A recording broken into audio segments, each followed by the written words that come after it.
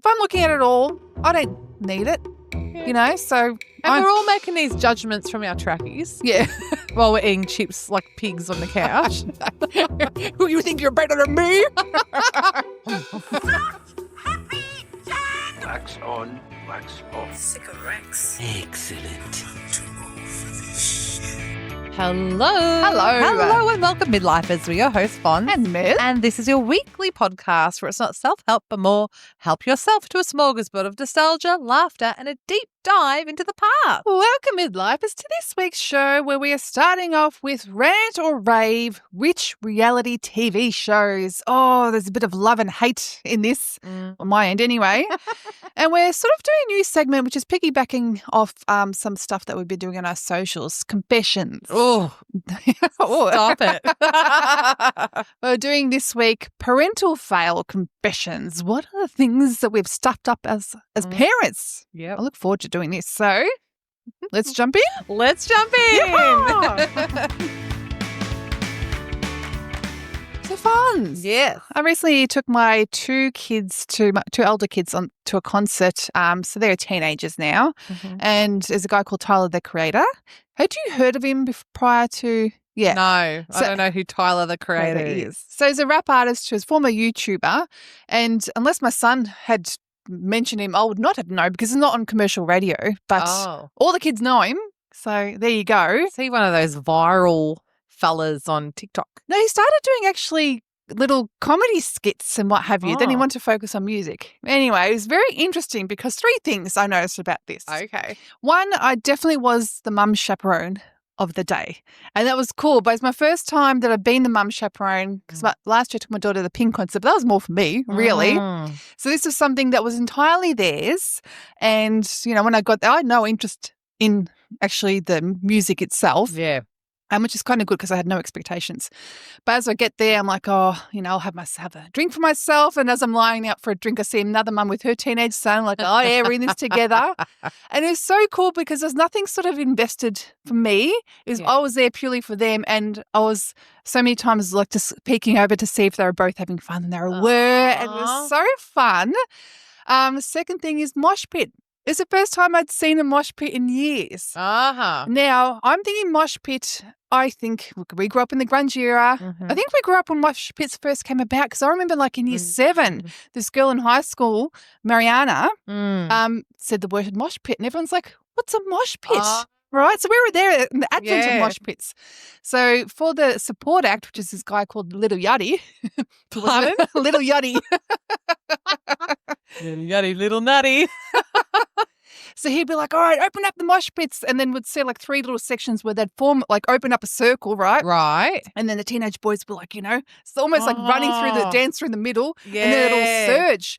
But the music then would be like, all right, 3, 2, 1, go. And then it'd be like, do, do, do, do. Like the beat did not match the mosh pit at all. And then it would like really disintegrate. I'm like, that's not a mosh pit. So they did it to calm people down. No, they did mosh. He wanted to get people excited, but then the music that followed was not mosh pit inducive. You know what I mean? Yeah. But then with Tyler, his beats were higher. Okay, so little Yachty. Little Yachty is not it. Didn't get it. No.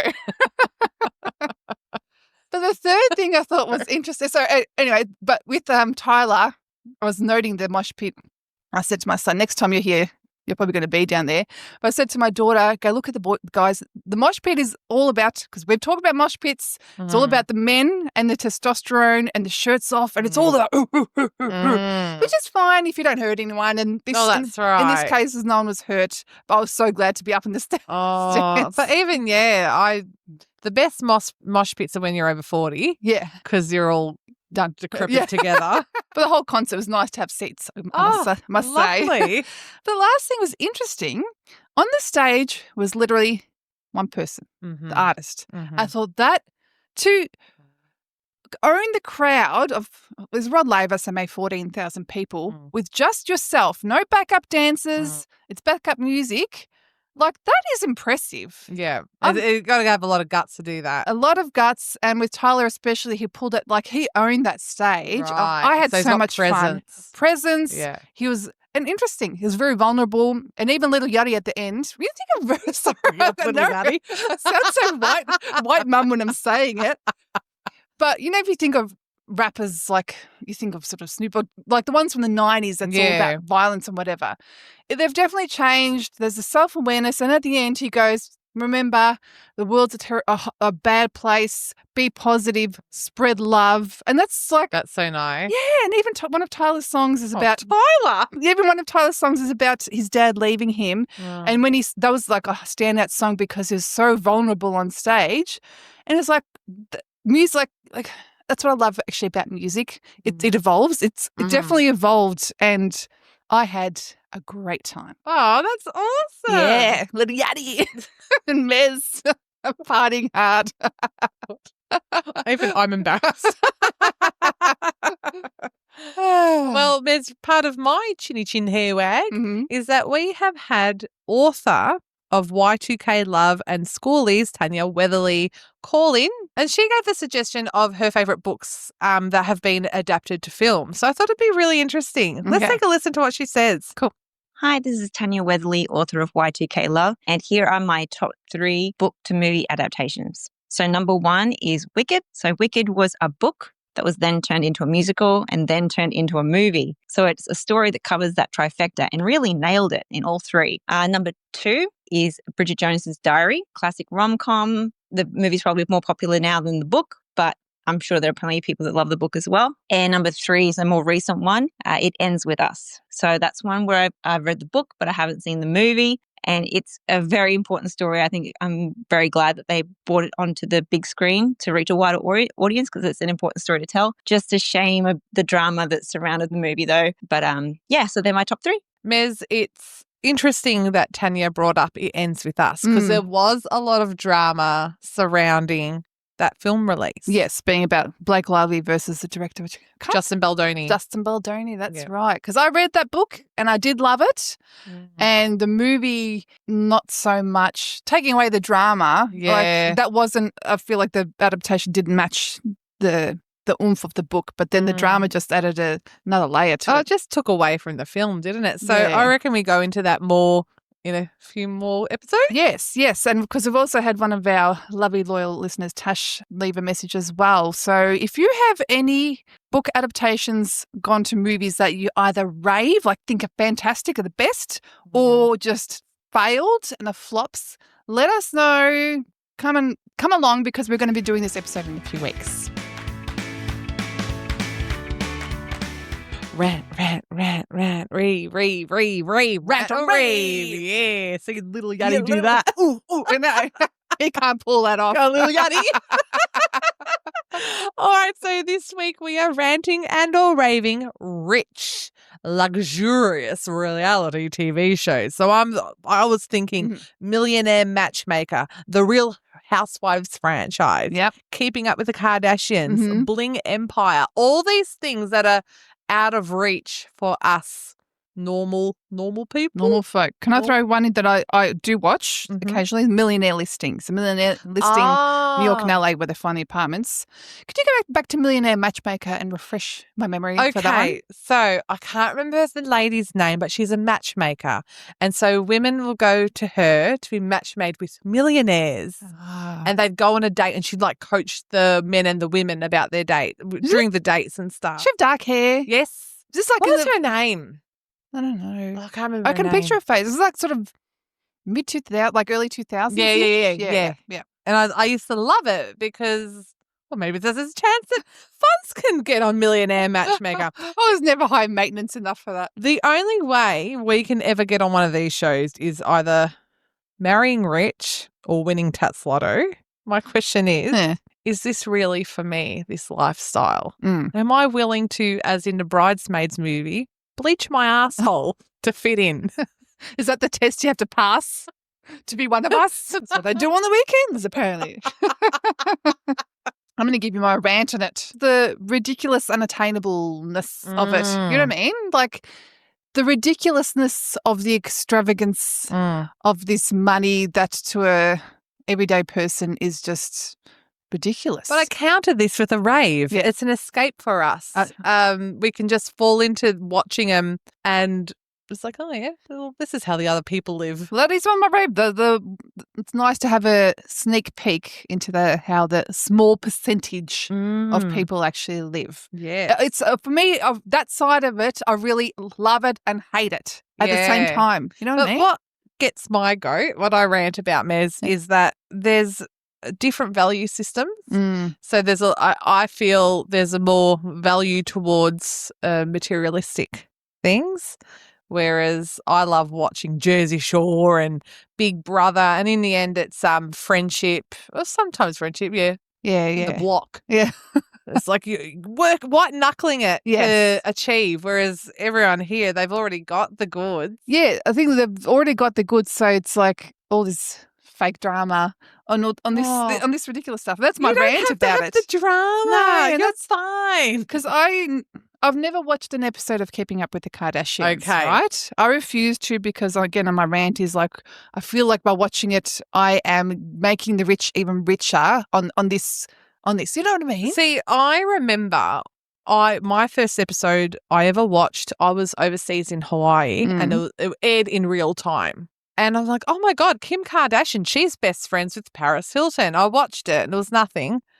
And then if I try to watch it now, it's like it doesn't stimulate my brain, to say the least. And like you, it's like, well, I don't really connect with them anymore. That no longer have relevance to me. Yeah. Unattainable, Yes. like you said. Yeah. It's just fluff. Yeah. And even like the only time I've watched the Real Housewives is sometimes late at night after my Seinfeld reruns. That will sometimes come on and like literally only in the past few months. I think it's the one with Denise Richards. Oh, yeah. The same thing, like are these fights over nothing, are they real? Most likely not. Or even if they are, I'm like, what is this bullshit? Do you know what it proves, though? This is my saying of all time. Everyone has a cross to bear. No matter how much money or how little money you have, we all have problems behind closed doors. And these women, like whether they have do have drug problems, alcohol problems and that, husbands going rogue and going to jail. Oh, yeah, we all have a cross to bear. Yeah. But like I don't want it on my TV. There are some shows that are escapism, right? So I do see some of these like the ones I usually watch are the Millionaire listings or whatever. Why do you watch Millionaire listings? I think I prefer the New York one because I love New York City, right? Like, you know, I've grown up watching them in the movies, watching it in the movies. And so for me, it's interesting, these apartments and that it's the amount of money that these people have for the houses. Like I find, you know, I live in just a... you live in a lovely house in it's a suburbia. lovely house, yeah. But seeing this, it's just the way the other half live. But then when it crosses over to, do you really need a toilet made of gold? Not that they do that, but you know what I mean? Like it's a bidet to clean your bum hole. Yes. But can I add to that? What I love about watching these rich luxe shows is, can I get a rip-off of that from Kmart? Oh, really? And try to replicate some things with my Kmart, or even I have to point out Reject Shop. Yeah. Have got some good homewares. They've upped their ante. They have. Yeah, they're selling Kmart and yeah, so can I find the dupes to kind of make it my own in my own house? Do you reckon the guy from Anco is watching this and thinking, oh, let's see what I can do with this? Yeah, I reckon I think it's a female actually. Oh, really? And I reckon she is. She's like, I can do that. Yeah. I can copy this. Let's go. Mass market it. Cha-ching. The other side of this, which is actually a rave, seeing sometimes the superficiality of it or the fact that someone's arguing, you know, over something so outside of my normal world, it makes me happy with the little that I've got. Not that I've got little, like I'm very privileged, I'm very lucky. But compared to them, it's like, oh, I'm happy with my little suburban life. Yeah, it's comfortable. Yes, it's sort of nice, interesting to get a glimpse. Yeah. But I don't want it. I see, we don't want drama in our lives. I think as we're getting older as well, it's like, I don't need this. What would happen? Do you reckon if you won millions of dollars? No one knows. No one's going to know. Oh, really? So you wouldn't There will be signs. No more Anko. We'll have a studio. We'll have a producer. All right, if we ever get a student producer, I've won Tesla. I think I would splurge. Standard thing, giving it to my family. Mhm. I would splurge on holidays. You go get a little yachty. Some mum joke there. Cruising in my little yachty. I might call it little yachty. There you just go. for you. Yep. I might buy your yacht and call it little yachty. Thank you. Can I ask you, do you ever watch them and you're any jealous or envious of the stuff? Nah. Me neither. Which is I'm happy. Yeah, I suppose that's what it comes down to. Do you know what is? I'm content with my relationships, my friendships, and I think they mean a whole lot more Yeah. than the materialistic things. Isn't that nice? Yeah, put that on a mug. My question towards it is, do I want this energy that they have in a show? Oh, look, I know some of it is put on, because everyone loves drama on a camera, but what am I getting from this show? Yeah. I feel the same. Like I said, the only one I really watch are the TV show, the property shows. And it's like, if I'm looking at it all, I don't need it, so. And we're all making these judgments from our trackies. Yeah. While we're eating chips like pigs on the couch. Who you think you're better than me? Getting my chips from Costco. $8 for a bag of Doritos. That's good. Giant bag. Yes. Delicious. But then you eat them all. Anyway, back to reality TV shows. So another rant I have going along what we said was, do I truly connect with these people? Mm-hmm. Do I want me to stay to watch it? Nah. Yeah. I don't truly connect. No. It's fun to watch. It's entertainment. Yeah. But there's no love from my side. Yeah, me neither. Yeah. So, Miss, do we rant or rave? I'm going to rant it. I'm going to rant it too.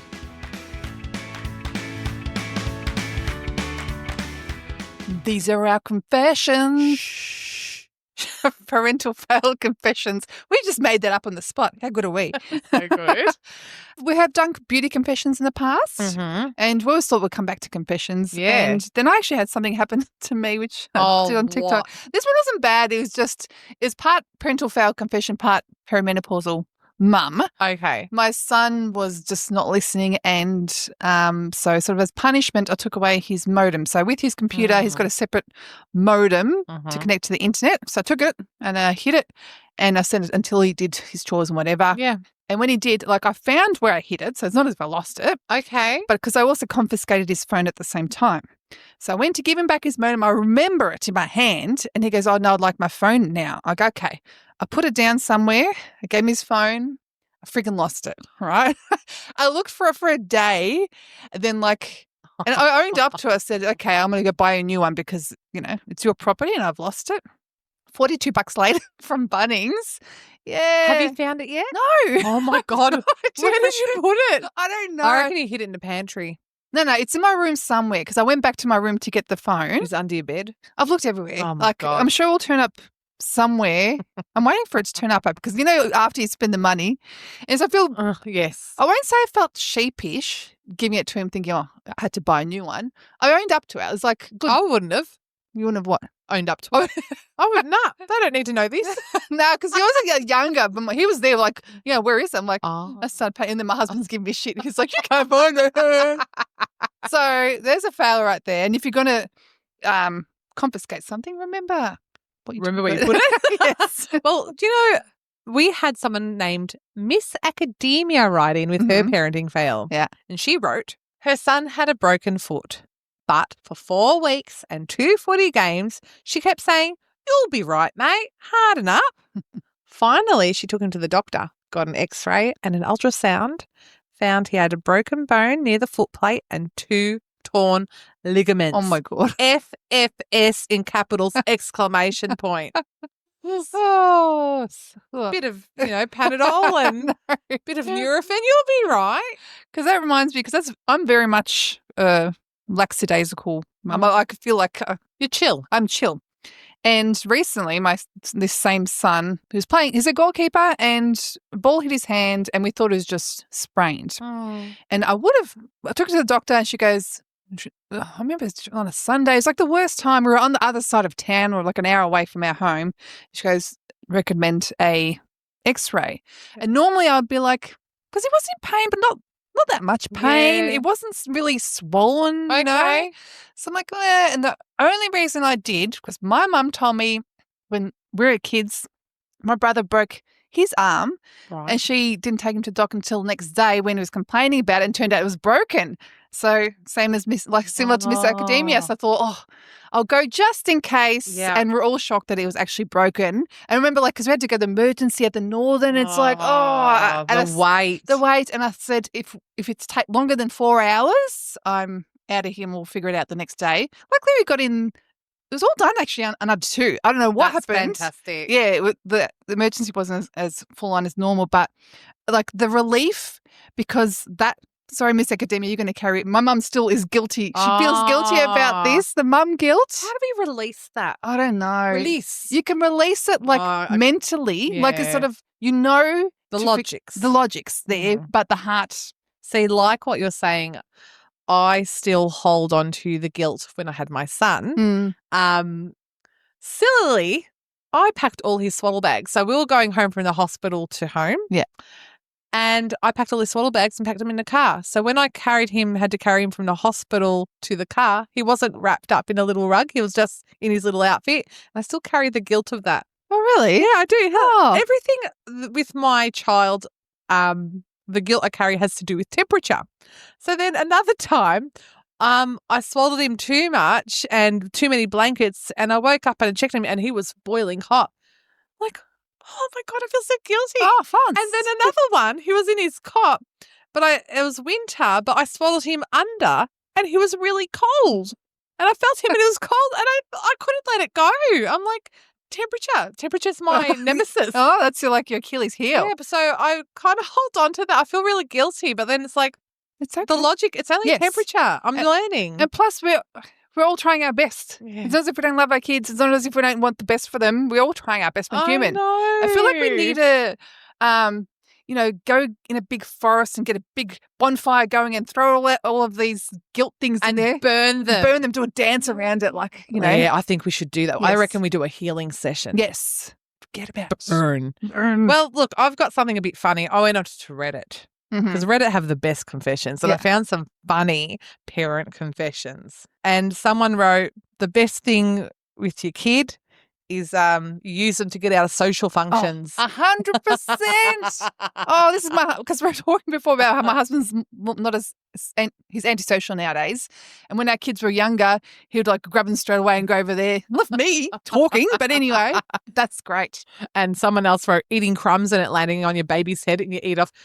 This was you. Yes. With a cob of corn. Was it? I never forget. Yeah. So Mez was holding her firstborn and she was eating a cob of corn. She's hungry because you're holding your baby and the corn was landing on your child's head and you just brushed it off. But someone else wrote, my baby had some red spots on her head for a couple of days. At first I thought she scratched herself, but plot twist, it was dried salsa.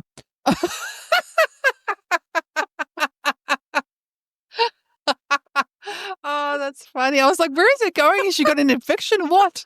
I had food land on my kid and I've eaten it. Oh, yeah. Like a bit of chocolate in it. It's like a food catcher for us. It's our bib. It's our bib. Oh, have you ever blamed your kid for a bad smell? I haven't. Because I don't fart. Yeah, ever. No, hardly ever. I internally combust. Oh, but I don't fart. Anyway, that's a different confession. But yeah, someone wrote in that they couldn't hold in their gas. Yeah. And they released that and it was really bad. And the husband comes in and goes, what's that? And she blamed it on her kid. I could see how they are the perfect scapegoat in that situation. Yeah, they're for everything. They do have their moments. They do have their uses. Someone wrote, a few days after my son was born, my husband and I went grocery shopping. We put the baby in the stroller, got a trolley and started walking down the aisles. Halfway down, I realised I'm pushing the cart. My husband is walking alongside, empty-handed. I ask him, where's the baby? He bolts off, finding the baby in his stroller next to the butter. I would feel so guilty about that. At least you can blame the husband for that. Yeah, I would feel guilty about that. Now, this is going to be something that we can both relate to. Yeah. Someone wrote, I once punished my kid with 2 weeks of no screen time. Worst 2 weeks of my life. Oh, isn't it bad when you have to take away their screen time? I know, it's terrible. And that's the thing, like, obviously, if you threaten them with punishment, you've got to follow through. Oh, yeah. And sometimes the punishment's not worth it for yourself. Speaking of that, I do remember one, and my daughter, who was 2 at the time, still remembers it. She's going through this phase where she would, like, I'm not saying that what I did was, logical, but I was in the heat of the moment. She went through this phase where she was like a demon possessed. She'd be like writhing and stuff. Was she 2? Yeah, she was 2 in the 2s. And I was trying to get her attention.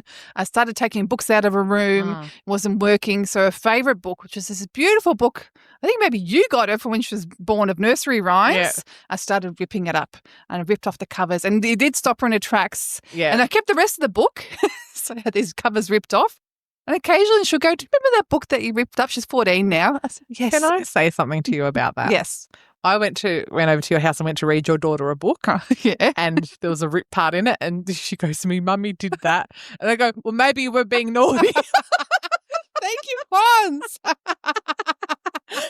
So she tried to follow it up with me. I'm like, no. Thanks, Fonz. Well, we need to back each other up because it's hard when they're naughty. Yeah. And I went through this last week when they don't listen. And so I got my son's Carlton clock and threw it outside. It's like, you don't listen. And he stopped in his tracks and listened after that. Yeah. But and he'll remember that. Hard. Yeah, I know I've got that clock now. I'll use that. It's just when they don't listen, and after you say 10 times and they go even naughtier, it's so hard. I know. It's so funny, but going back, telling them 10 times, asking them 10 times to do something, and then you crack it, and then everyone's like, what are you cracking it for? What do you think? Sorry. I felt that.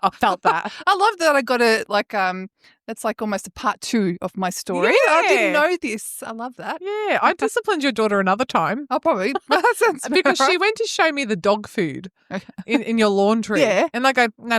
You're going to show me that. Fonz doesn't like stuff like this.